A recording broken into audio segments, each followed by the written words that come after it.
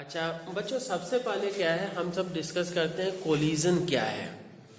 ठीक है, अलग अलग डिफिनेशंस दी गई हैं। जैसे कहा जाता है कि किसी बुक में देखोगे, बहुत सारी में, कि एन आइसोलेटेड इवेंट।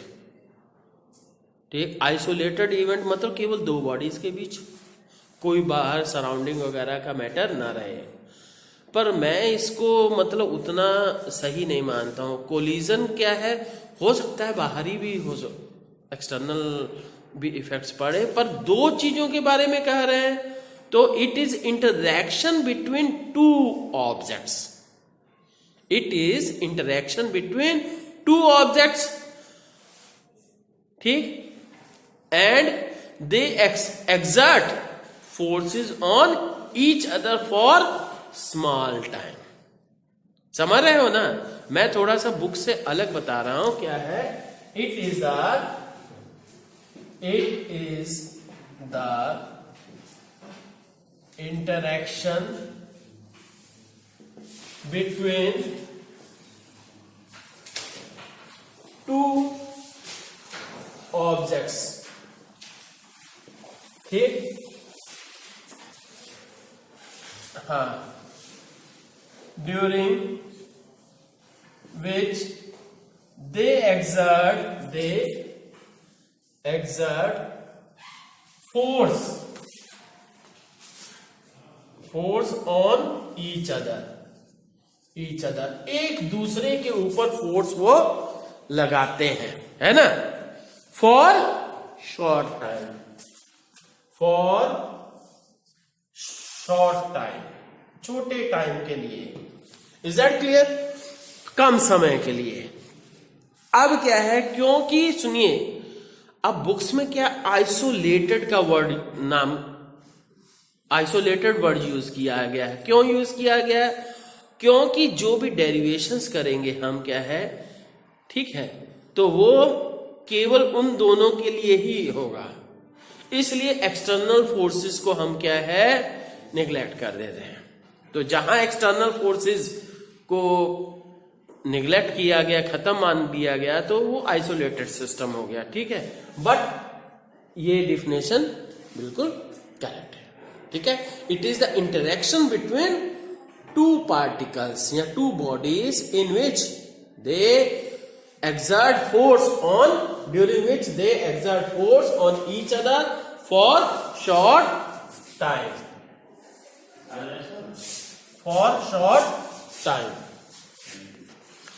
अब एक क्वेश्चन बच्चों मैं जैसे पूछता हूं जनरली, एक क्वेश्चन मैं पूछता हूं कि is it compulsory for collision is the physical contact ये कंपल्सरी फॉर कोलिजन होने के लिए क्या है, फिजिकल कांटेक्ट होना जरूरी है? नो, क्योंकि यहां क्या है, for collision physical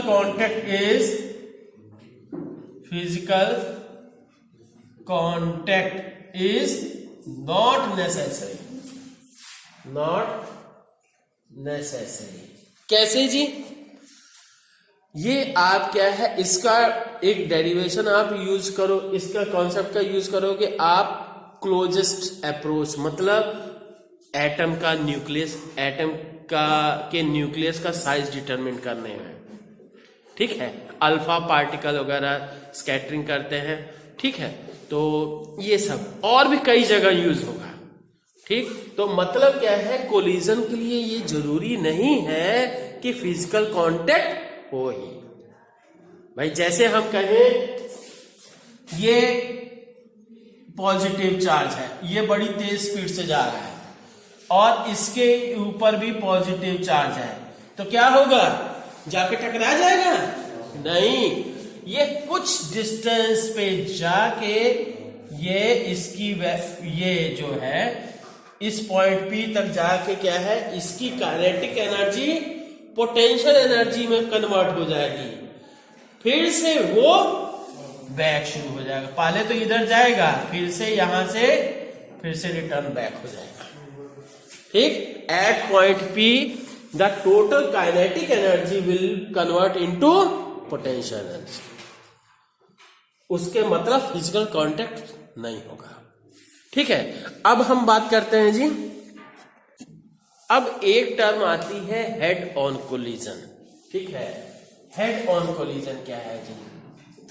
head on collision, what is head on collision? ठीक, तो मतलब क्या है, सीधे सीधे कोलिजन से पहले भी दोनों कोलाइडिंग बॉडी स्ट्रेट लाइन में चल रही थी, एंड आफ्टर कोलिजन भी दोनों बॉडी स्ट्रेट लाइन में ही मोशन में है। ठीक, तो क्या कहेंगे? It is the collision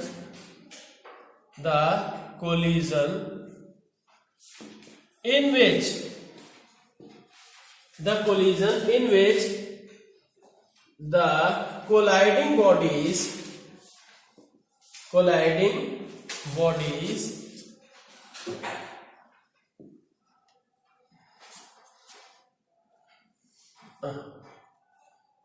are in straight line motion, are in a maintain straight line motion, maintain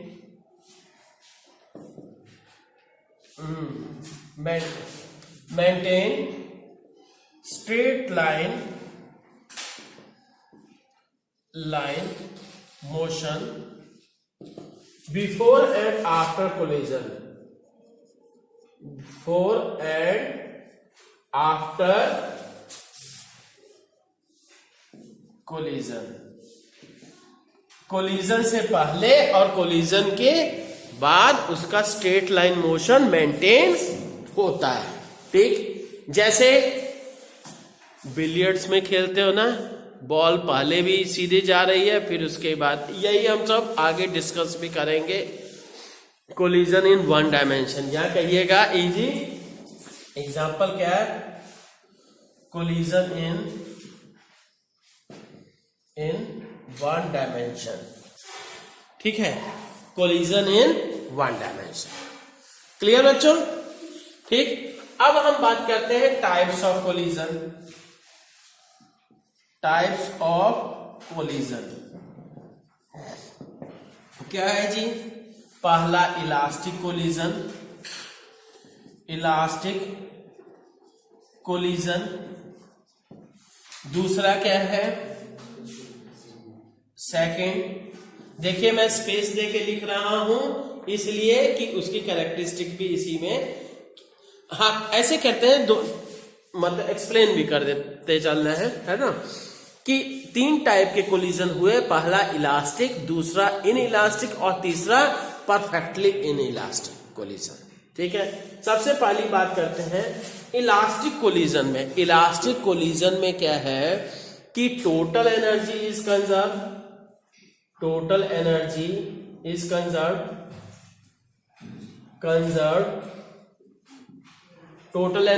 conserved, फिर काइनेटिक एनर्जी इज कंजर्व्ड, हाँ काइनेटिक एनर्जी इज कंजर्व्ड, ठीक, और मोमेंटम इज कंजर्व्ड, टर्म भी कंजर्व रहता है। ठीक, और पर क्या है, there will be no dissipative forces. Dissipative forces का मतलब क्या है? फ्रिक्शन नहीं होगा, हीट, लाइट, साउंड की फॉर्म में एनर्जी का लॉस नहीं होगा। No loss of energy in form of heat, light, sound, etc. Is that clear? इन सब की फॉर्म में, मतलब किसी तरह ये कहेंगे कि there will be conservative force, there will be no conservative force, sorry कुछ गलत कर दिया, there will be conservative force, there will B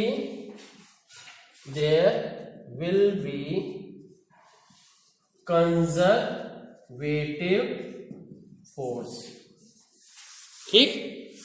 and there will be no non conservative force, मतलब वही चीज, देयर विल बी ओनली कर देते, only conservative force, ठीक है। तो ये चीज हुई।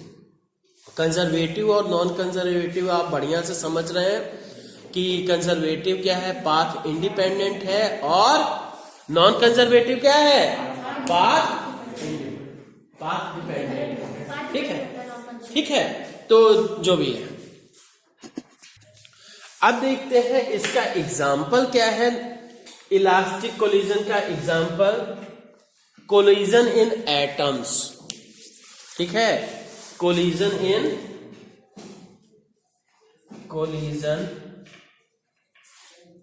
एटम्स। एटम्स में जो कोलिजन होता है वो इलास्टिक कोलिजन कहा जाता है, या कहिए परफेक्टली इलास्टिक कोलिजन, ठीक।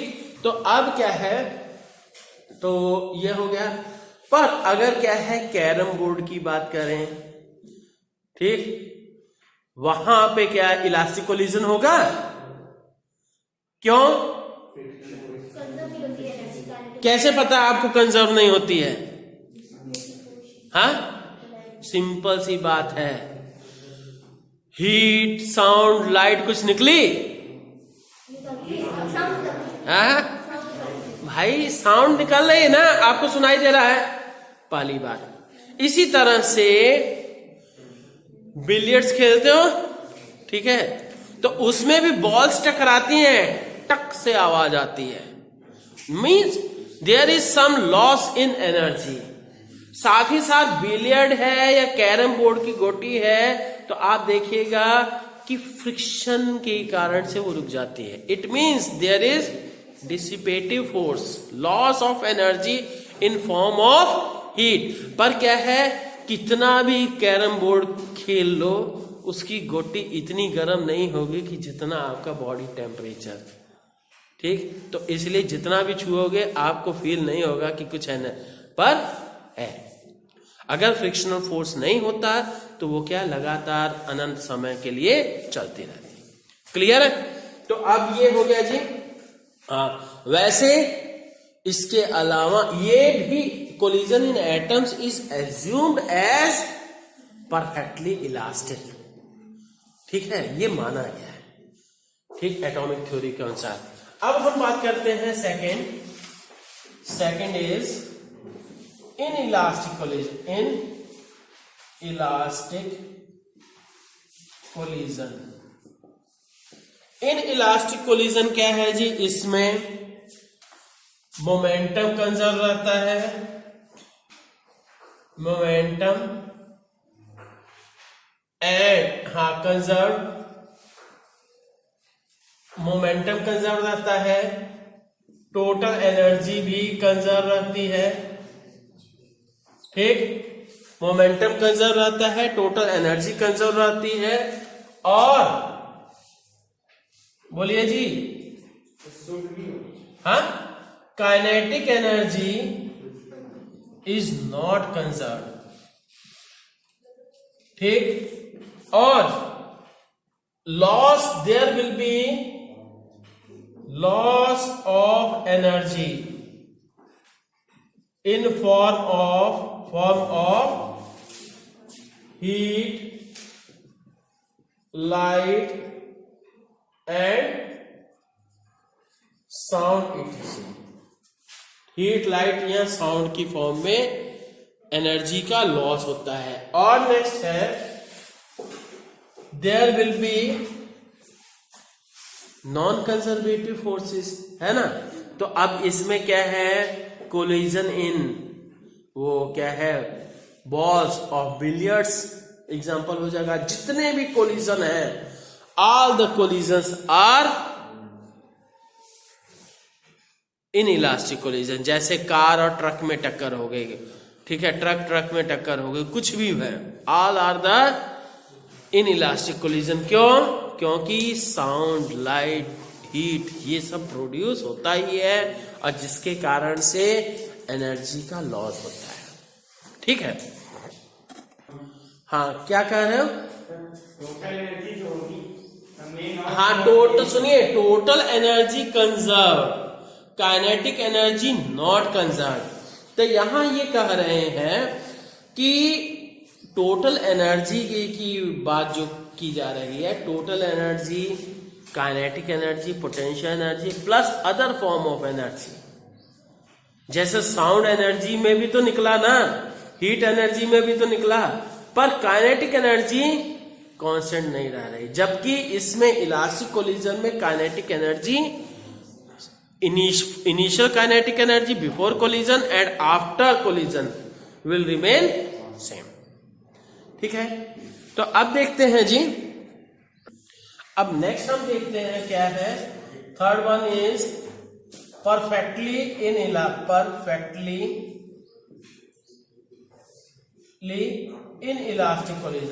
Elastic collision. Perfectly inelastic collision क्या है जी, कि ऐसे कोलिजन जिसमें कि if the colliding bodies stick to each other after collision, जैसे कोई वुडन ब्लॉक है या चोर दौड़ रहा है, पुलिस ने फायर किया और बुलेट क्या है, चोर की बॉडी के अंदर ही धंस गए, तब भी वो दौड़ा चाहे गिरा, कुछ भी हुआ। या इसी तरह से कहिए कि कोई वुडन ब्लॉक है, उसी पे आपने क्या है बुलेट मार दी और बुलेट क्या है उसी से चिपक गई, उसके अंदर धंस गई, तो क्या होगा, that will be called perfectly inelastic collision. तो ये कहेंगे हाँ, the in elastic collision, the inelastic collision in which the colliding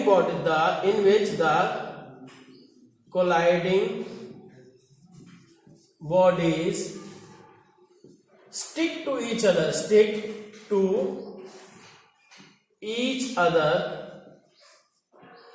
after collision के बाद चिपक जाते हैं। अब बच्चों एक चीज देखते हैं, क्या है कोफिशिएंट ऑफ रेस्टिट्यूशन क्या है। अब देखते हैं बच्चों कि कोफिशिएंट ऑफ रेस्टिट्यूशन और कोफिशिएंट ऑफ रेजिलियंस क्या है।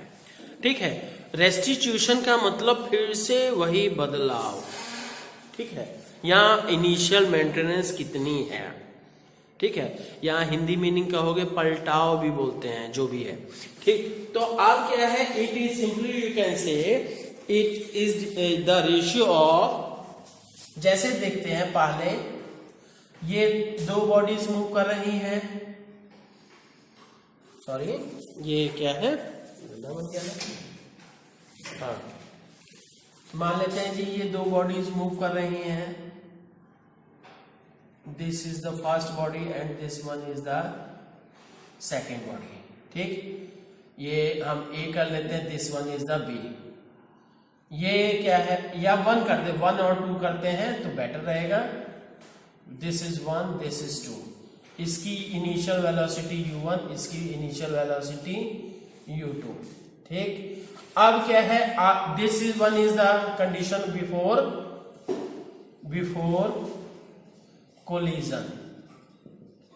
कोलिजन से पहले। और बच्चों ये जान लीजिए, हाँ ठीक। और नेक्स्ट क्या है कंडीशन आफ्टर कोलिजन, ये हो गया जी, वन ये रह गया, टू ये। बच्चों ये क्या है, हेड ऑन कोलिजन के बारे में बात कर रहे हैं कि इनिशियल भी स्ट्रेट लाइन में था और फाइनल भी मोशन भी स्ट्रेट लाइन में। तो इसकी स्पीड v1 हो गई, इसकी स्पीड v2 हो गई after, that is after collision, ठीक। ये कोलिजन की बात का हो गया। तो अब क्या है कि पहले तो आप सोचिए, अगर इसकी स्पीड ज्यादा है, इसकी स्पीड, किसकी स्पीड ज्यादा होनी चाहिए, सोच सकते हो। सिंपल सा, अगर हम सोचें इसकी स्पीड ज्यादा है, इसकी स्पीड कम है, तो क्या होगा, कुछ नहीं, ये आगे निकल जाएगा, ये पीछे रह जाएगा, तो कोलिजन होगा ही नहीं, है ना। तो फिर कंडीशन क्या होगी इसमें कि U1 will be greater than U2, U1 must be greater than U2, तभी क्या पीछे वाले की स्पीड ज्यादा होगी, तभी वो आगे वाले से टकराएगा सेकंड से। अदरवाइज क्या है, आगे वाले की स्पीड ज्यादा होगी तो आगे वाला आगे निकल जाएगा। ठीक, अब हम दूसरी बात करते हैं क्या, हाँ, तो ये सेकंड बात हम कर रहे हैं कि इस कोलिजन के बाद क्या होगी कंडीशन कि इसकी स्पीड V1 और V2 के बीच क्या है, V2 की ज्यादा होनी चाहिए। क्यों, अगर V1 की ज्यादा होगी फिर से, तब क्या होगा, ये बार बार टकराता रहेगा। ठीक है, तो इसलिए क्या है कंडीशन कि ये कम होगी और ये इसकी V2 की वैल्यू ज्यादा हो जाएगी। अब हम बात कर रहे हैं कोफिशिएंट ऑफ रेस्टिट्यूशन की। It is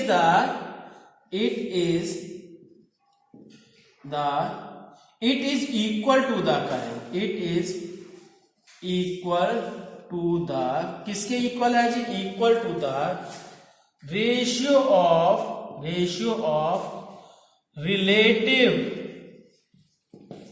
speed of separation,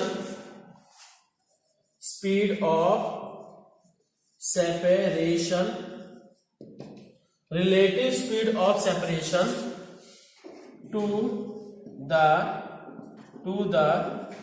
relative speed of approach। ठीक, मतलब E इक्वल्स टू, इन दोनों में से बड़ा कौन सा है, रिलेटिव स्पीड ऑफ सेपरेशन, ये, तो ये क्या है, V2 minus V1 bye U1 minus U2।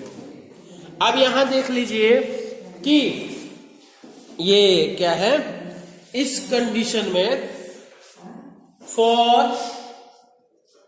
Elastic collision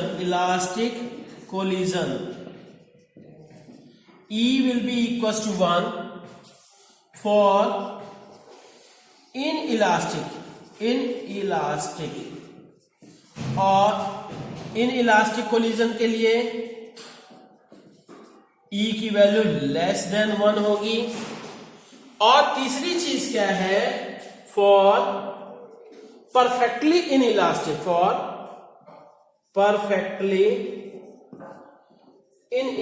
collision, for perfectly inelastic collision के लिए क्या हो जाएगा जी, फॉर परफेक्टली इनइलास्टिक कोलिजन के लिए क्या होता है, दोनों बॉडीज चिपक जाती हैं, तो इसलिए speed of separation, relative speed of separation क्या हो जाएगा, that will be equals to 0, so E will be equals to 0। ठीक है बच्चों, तो बढ़िया से पढ़िए, है ना। Okay, thank you.